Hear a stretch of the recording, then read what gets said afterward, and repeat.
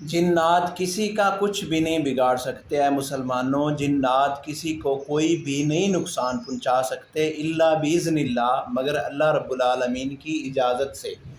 اب بات یہ سمجھنے والی ہے کہ ڈرنا کس سے چاہیے؟ اللہ رب العالمین سے نا۔ اور ایک اور بات ہے کہ ہم دنیا میں کسی سے ڈرتے ہیں تو اس کا مطلب یہ ہے کہ ہم اس سے دور چلے جاتے ہیں، لیکن اللہ رب العالمین سے ڈرنے کا مطلب یہ ہے کہ ہم اس کے قریب ہو جائیں، ہم اس سے اپنا تعلقات مضبوط کر لیں۔ اللہ کے پاک پیغمبر علیہ الصلوۃ والسلام بیٹھے ہیں، ایک آنے والا آیا اور کہا کہ اللہ کے پاک پیغمبر جی میں آ رہا تھا تو میں نے اپنی بیک سائڈ پہ دیکھا، مجھے محسوس ہوا کہ کوئی میرے پیچھے چل رہا ہے۔ میں نے دیکھا تو مجھے نا کچھ چیز نظر آئی، میں بھاگتا ہوا آپ کے پاس آیا۔